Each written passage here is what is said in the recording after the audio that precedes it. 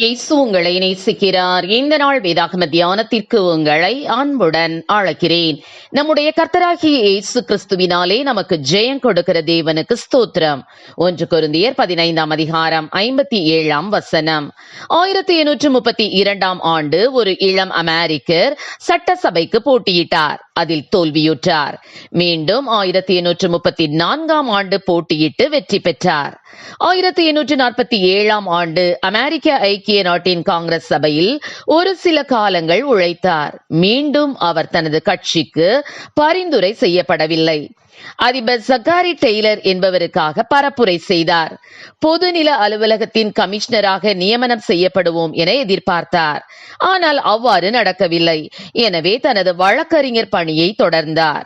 1854 மீண்டுமாக சட்டமன்றத்துக்கு தெரிவு செய்யப்பட்டார். ஆனால் நப்ராஸ்காவின் புதிய எதிர்க்கட்சி செனட் தேர்தலில் தன்னை ஆதரிக்கும் என்ற எண்ணத்தில் அதனை ராஜினாமா செய்தார். ஆனால் அக்கட்சி அவரை ஆதரிக்கவில்லை. 1856 ஆண்டு ஐக்கிய நாட்டின் துணை அதிபர் தேர்தலுக்கு போட்டியிட்டு தோல்வியடைந்தார். 1858 ஆண்டும் அவ்வாறே தோல்வியை தழுவினார். 1860 ஆண்டு இல்லினாய்ஸ் மாகாணத்தின் சிறந்த மகனாக பரிந்துரைக்கப்பட்டார்.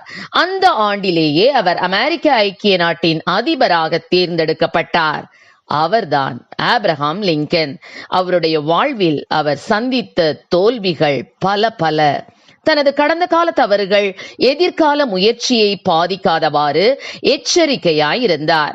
ஆம், எனக்கு அருமையானவர்களே, தேவனை விட்டு விலகுவதை விட மிக மோசமான தோல்வி எதுவும் கிடையாது. அதுபோல நமது வாழ்வில் தேவனுடைய வல்லமையை அறிந்து கொள்வதை விட சிறப்பான வெற்றி எதுவும் இல்லை. நாம் தோல்வியடைந்தால் அதனை வெட்கப்படாமல் அறிக்கையிட வேண்டும். இது நேற்றை விட இன்று நாம் புத்திசாலிகள் என்பதை அறிவிக்கும் ஒரு செயலாகும்.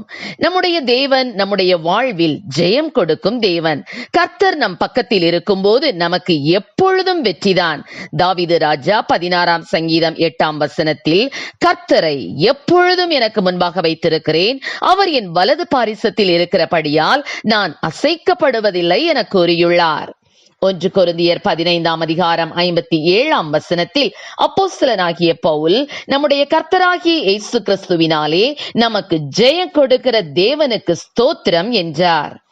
தேவனுடைய வழியில் நடக்கிறவர்களைத்தான் குறிவைத்து சாத்தான் எப்பொழுதும் தொடர்ந்து ஏதாவது தொல்லைகள் கொடுத்து தாக்குதல்களை நடத்தி கொண்டே இருப்பான்.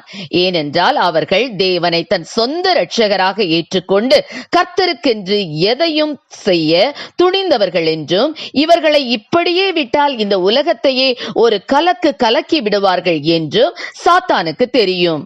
அந்த பயத்தினால் தான் சாத்தான் போராடி கொண்டே இருக்கிறான். ஆம் பிரியமானவர்களே, சாத்தான் ஒருபோதும் வெற்றி பெறுவதில்லை.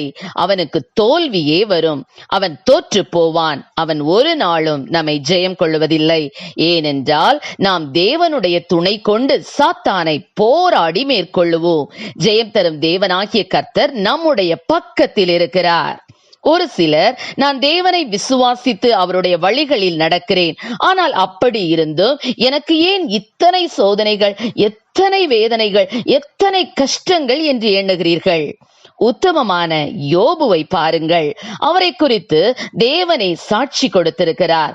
ஆனாலும் அவருக்கு வந்த சோதனை, வேதனை, இழப்புகள் ஏராளம். ஆனாலும் கடைசியில் யோபு வெற்றி அடைந்தான். சாத்தான் படுதோல்வி அடைந்தான். அதனால் நீங்கள் சோர்ந்து போகாதீர்கள். வெற்றி நமக்குத்தான். ஆம், இழந்து போன அனைத்தையும் நிச்சயமாக திரும்ப பெற்றுக் கொள்ளுவீர்கள்.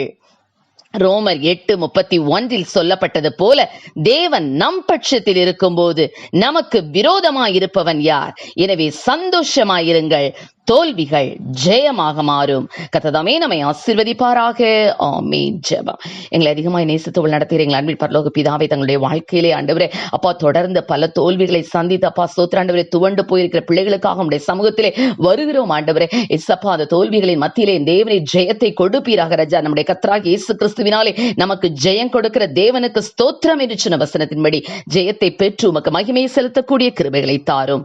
ஆசீர்வதியும். இயேசுவின் நாமத்திலே ஜெபிக்கிறோம் நல்ல பிதாவே. ஆமென்.